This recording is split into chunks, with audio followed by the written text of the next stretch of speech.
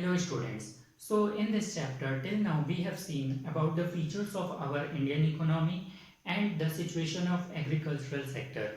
Now we will see about the situation of the industrial sector of our country at the eve of independence. So in earlier times we were very efficient in the production of handicraft goods. We were making so good handicraft materials that it was famous worldwide and it was exported to different countries.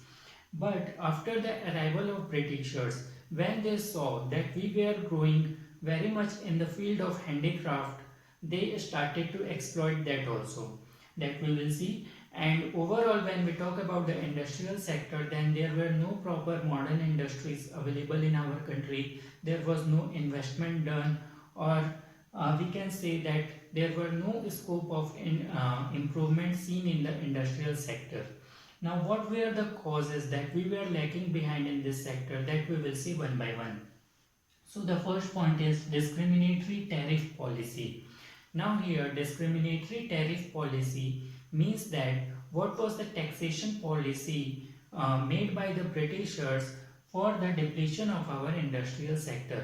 So they made a policy in which they were charging very high amount of tax when the goods were exported to other countries. Since we were very good in the handicraft materials, so our materials was exported to other countries at a very cheap rate.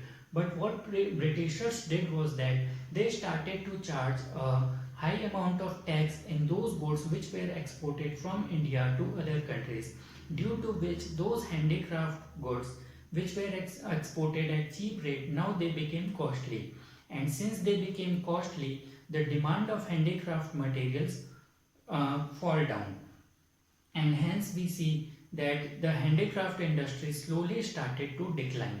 Now another thing that Britishers did was they did not charge any import duty on those goods which were imported from Britain to India, due to which all the goods which were imported in India, they were of very less cost, or we can say they were of very cheap rate, due to which their demand also started to increase.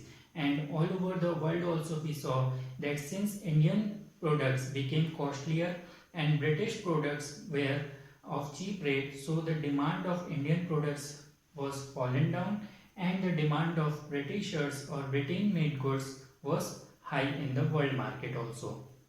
So this was about the discriminatory tariff policy which Britishers brought to systematically de-industrialize our economy. Now the second point is competition from machine-made products. Here we see that India's industrial sector was also facing the competition from the machine-made products. Since in India we were not having any machines through which we can produce, so our products were handmade. But Britishers were having large machineries, they were properly industrialized. So whatever machine made products were there, they were importing to India. And what we see that Indian market was facing a tough competition from the machine made products of the Britain. Since the products were machine made, so they were very of a very high quality, and they were not taking much time in the production.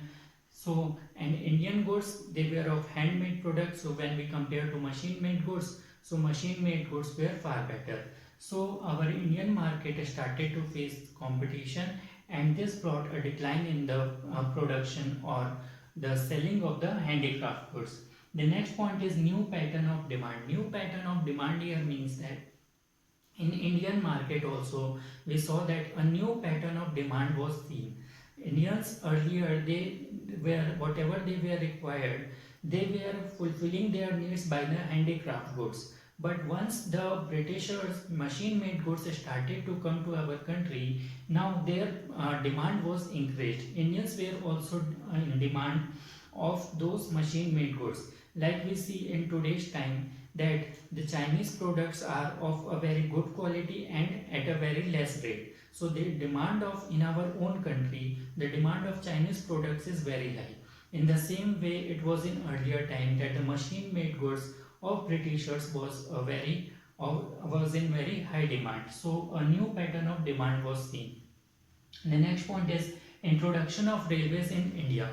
In 1853, Britishers introduced railways to our country. The first train was started, but we see that it was not for the benefit of the Indians. It was totally for the benefit of the Britishers. They introduced railways, but for their own benefit.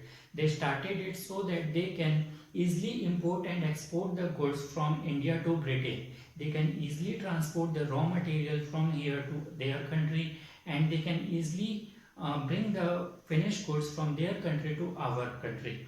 And due to this reason, the railways was introduced in India.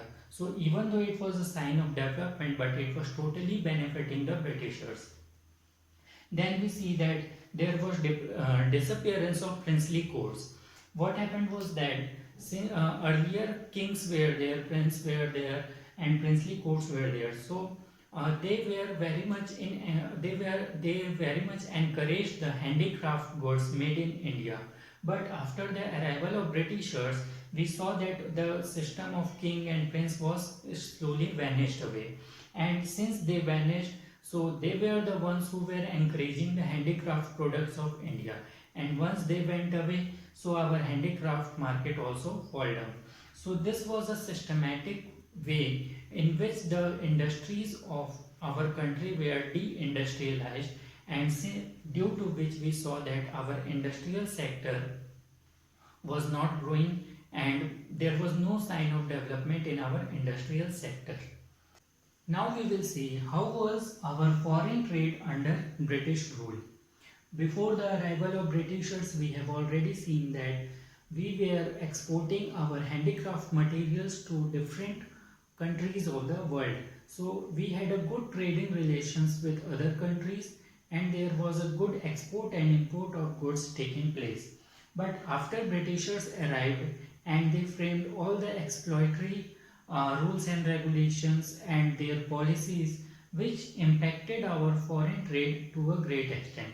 In this we will see the first point, that India became the net exporter of primary products and importer of finished goods, which means that all the natural resources that we were having, which were meant to be used by us, they were taken away by the Britishers. So we basically were exporting all the raw materials to the Britishers, even though we didn't want to.